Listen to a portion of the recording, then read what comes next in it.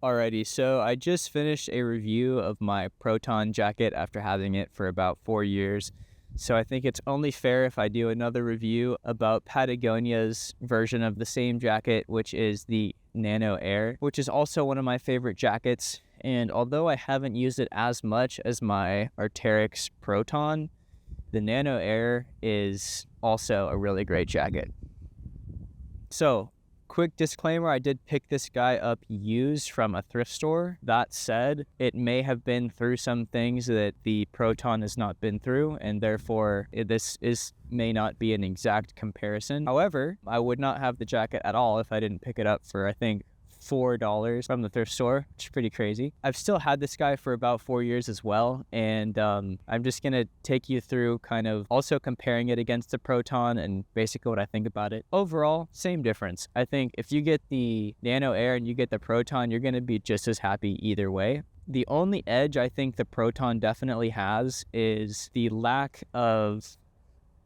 So a huge issue with synthetic jackets is that the synthetic insulation loses its loft a lot quicker than down jackets. And so one thing that you want to research before you buy a synthetic jacket is, how long is the loft going to last? And with the Arc'teryx, the loft has not changed at all. I haven't really had stored it packed up at all either though. Whereas with the Patagonia using the Prima Loft, it definitely does not stay as lofty as when I first got it. And when I first got it, I will say the loft was maybe not quite as good as it was brand new, but it was definitely still there, and I haven't even used it quite as much as I've used the Proton. Yeah, it definitely loses its loft slightly more than the Proton. Another thing I'll say that the Proton takes an edge on over the Nano Air is that the durability of the outer fabric on the Proton, in my experience, has been much better than the Nano Air. They both have very, very similar fabrics.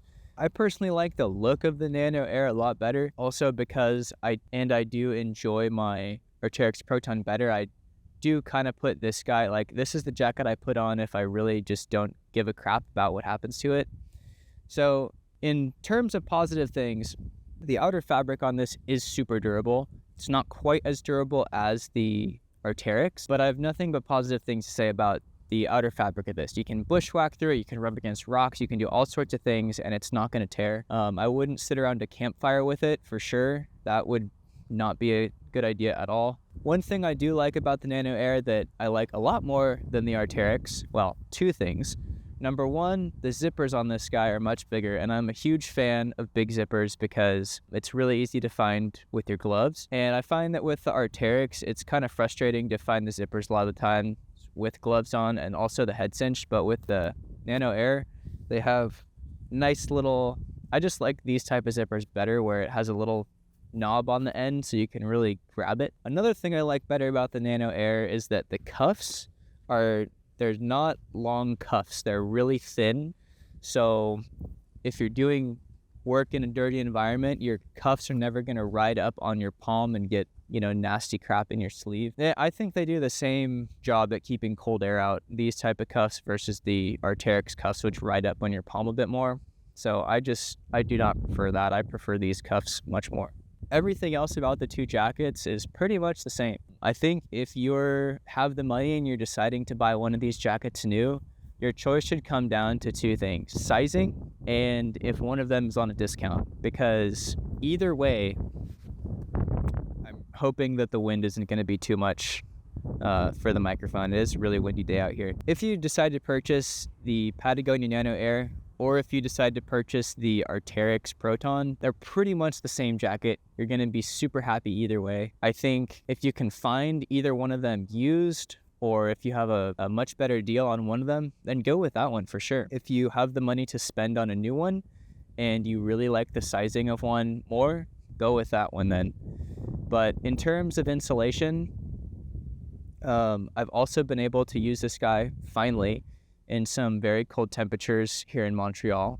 And what I've mostly been using it for, along with the Proton, is going on runs or doing high output activities in really cold temperatures, so like 0 to -20, sometimes a little bit colder with wind chill. That's the general purpose for these synthetic insulation jackets, is either wet environment where you're not going to have to worry about the down getting wet, doing really high output activities. These two jackets with their small level of insulation and really high venting capabilities are perfect for hiking up a steep mountain, going on a run when it's freezing cold outside. They both serve an equally good purpose. I am 6'1", this is a size large. I'm 160 pounds. Fits me super well. Temperature ranges that this guy is good for, if I'm going on a run, it's gonna be 0 to -20. I'll be fine with just this and a merino wool long sleeve underneath it.